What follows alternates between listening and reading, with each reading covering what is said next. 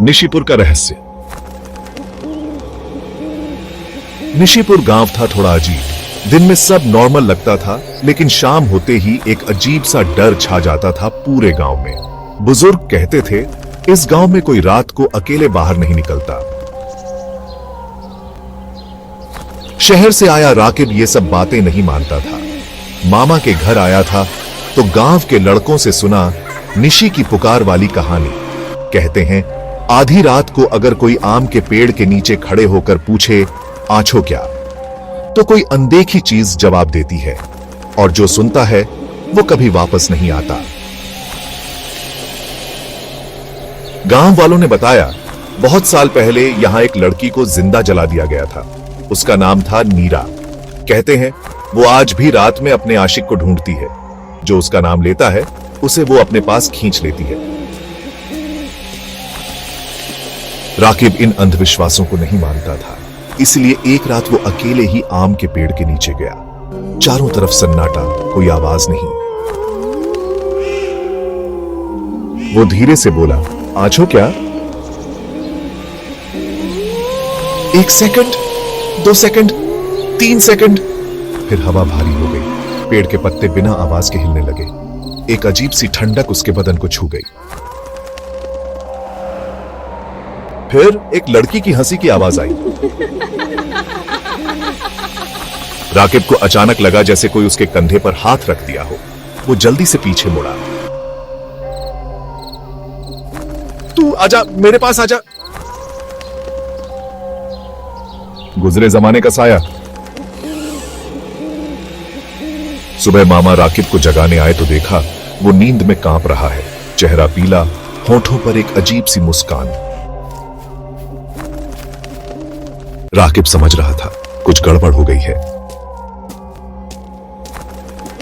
पूरा दिन उसे लग रहा था कोई उसका पीछा कर रहा है। खिड़की के शीशे में अपनी परछाई के साथ एक और साया देखा उसने एक पल के लिए। रात होते ही यह एहसास और तेज हो गया।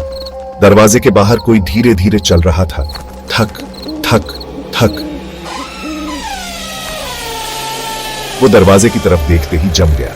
दरवाजे के छेद से एक जोड़ी पीली आंखें देख रही थी।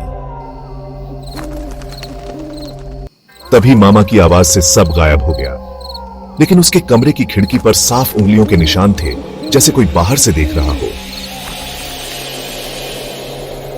इस गांव में कभी जमींदार राजीव राय रहते थे। वो एक जवान लड़की से प्यार करते थे और उसे अपने महल में ले आए थे, लेकिन एक दिन अचानक वो लड़की गायब हो गई। गायब? कहां चली गई वो? वो गायब नहीं हुई, उसे जिंदा जला दिया गया था। लेकिन क्यों? क्योंकि वो श्रापित थी। जिसे भी वो प्यार करती वो अजीब तरीके से मर जाता। राकिब के हाथ पांव ठंडे पड़ गए। राकिब रात को सो नहीं पा रहा था। एक रात उसे लगा दरवाजा खुल गया है। वो धीरे से उठा। आम के पेड़ के नीचे एक लड़की की परछाई दिख रही थी। चेहरा साफ नहीं, लेकिन उसकी आंखें गहरे अंधेरे से भरी थीं। वो हाथ बढ़ाकर बोली, तू आजा, तेरा इंतजार कर रही हूं। राकिब आगे बढ़ने लगा। बदन जैसे उसके बस में नहीं था। लगा जैसे कोई अनदेखी ताकत उसे खींच रही है।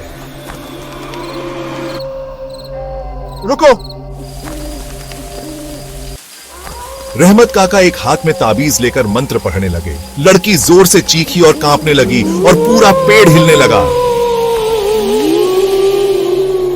चारों तरफ काला धुआं छा गया और हवा में एक दर्द भरी आवाज आई, मैं अकेली, कोई मेरे साथ नहीं रहेगा। फिर एक आंधी आई और लड़की का शरीर धुएं की तरह गायब हो गया। अगले दिन सुबह गांव वालों ने पेड़ के नीचे जले हुए बालों का गुच्छा और कुछ हड्डियां देखी।